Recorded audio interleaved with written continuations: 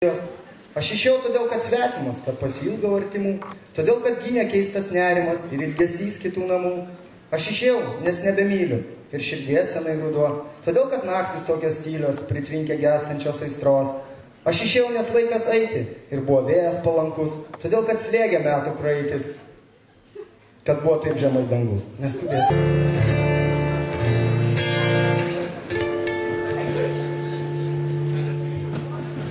Ar tu matei, kaip skęsta žvaigždės tamsoje? Ar tu matei, kaip kyla paukštis aukštyn? Ar tu matei, kaip miršta gėlės lange? Ar tu matei, kaip miršta meilė manyje? Žvaigždės skris, paukščiai skris, tai tik dėsniai. Gėlės žus, meilė virs amžina kančia. Upė plauks visada tik į priekį. Mano žingsniai tikslo link iš čia. Čia vyksta Jono gimtadienis, kaip čia pasakyti, Joną turbūt žino visi, dėl ko čia susirinko mane, tai čia ne jo mirties metinės kažkokios, bet gimimo dienos minėjimas, šventimas tiksliau. Nu ir va, ir viskas, chebros organizavo koncertą, klubas Rock Mergė beje, šiai dienai vienintelis realus jaunimo kažkoks tai klubas, kuris užsiema kažkuo tai daugiau negu nieko. Tai man. Ir to akivaizdus įrodymas va rezultatas. Pilna salė, koncertas jo. Žmonėm reiškia reikia kažko tai. O gal aš linkiu, kad šita Rock Mergė būtų dar geresnė, negu buvo ta, kuri buvo prieš tai. Dvigubai, dešimtgubai geresnė ir tik nuo to bus geriau, todėl kad tai reikš, kad ateityje mes turėsim ir dar Rock Mergių, ir dar geresnių. Mes turim tik parodyti pavyzdį. Na. Juk tu žinai, kaip vaidė žodis tyloje. Juk tu žinai, kiek yra melo tiesoje. Juk tu žinai, kad po dienos ateis kita. Juk tu žinai, kad mes išvyksime laike. Aš pats Joną asmeniškai nepažinojau, bet vien iš kūrybos galima pamatyti, paskaičius jo eilės ir paklausius jo dainų. Tai žinau, kad iš pasakojimų esu girdėjęs, kad jisai pradininkas Ukmergėje būtent suvienyti neformalų jaunimą. Nu, tai ir mes stengiamės jo idėjas įgyvendinti ir puoselėti ir vystytis toliau. O kaip renginys šiandieną? Pavykęs, nepavykęs? Kažką keisit, vis tiek idėjų kažkur ir į priekį. Į priekį, aišku, žiūrim. Renginys, man atrodo, pavykęs, visiems patinka, viskas gerai, dar nesibaigė, dar kokią 1,5 valandos vyks. O ką, idėjos toliau, festivalį bandysim organizuoti, irgi kviesimės pažįstamus muzikantus, bandysim projektus rašyti, nusisamdyti iš žymesnių grupių, kad pritrauk daugiau žmonių. O šitas tai toks kaip ir Jono gimtadienis šitas renginys būtent.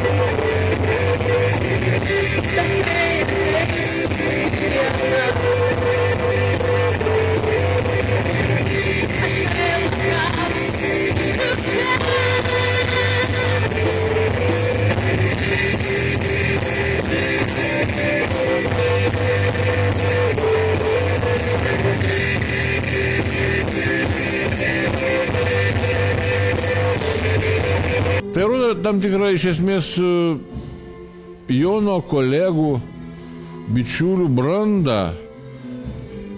Netgi ne brandą, sakyčiau. Aš galbūt netgi Jono, sakykime, auros, charizmos įtaką į tą jaunuomenę, kuri vis tik tai kažką tai savai išlaikė. Ir gal tas koncertas tai yra galbūt Jono energijos, nežinau kokios energijos, nežinau, slaptos, atviros, tada kokios tai, tiesiog energijos įsiskverbimai tą jaunuomenę išraiška. Tai galbūt galima sakyti, kad šitas koncertas yra, čia buvo atidėtas Jono gimtadienis, galbūt. Bet aš gal tai, iš tikrųjų, tai yra tiesiog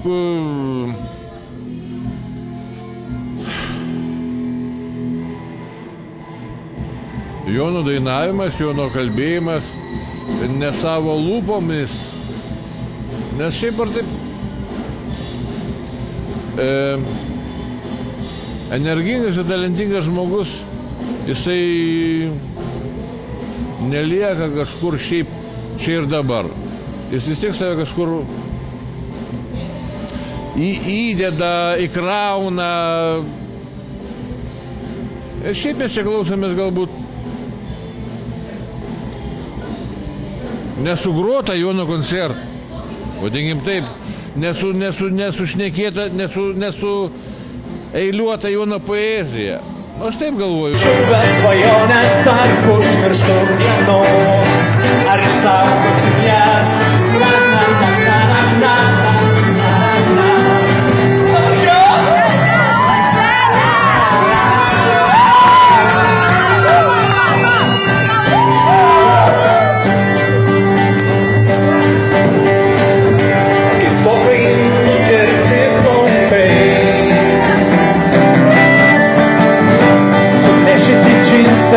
Anksčiau laiko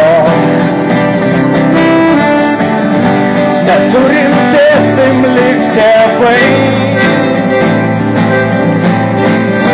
tokiais išliksim tik ant foto. Grįžk į vaikystę, grįžk į kur kitur. Žuvus tikrovė kitam dabar savo.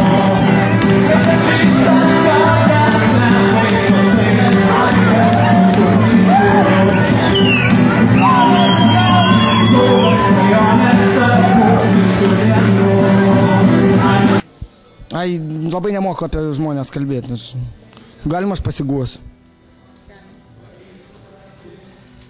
Labai nenorėjau vesti šito renginio, tikrai labai nenorėjau. Tik Kasparui nerodykit, gerai? Kasparai, tu esi žąsinas paskutinis, aš labai nenorėjau vesti to renginio, bet tu mane privertei. Bet manau, kad pavyko viskas, taip? Taip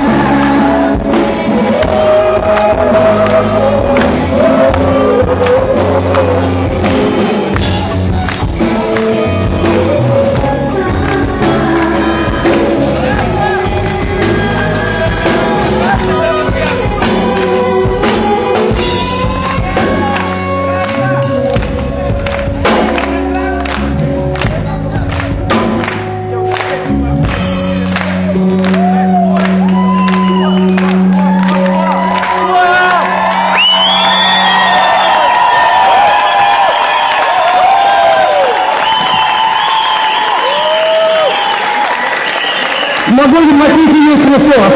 Ar jums smagu matyti mus?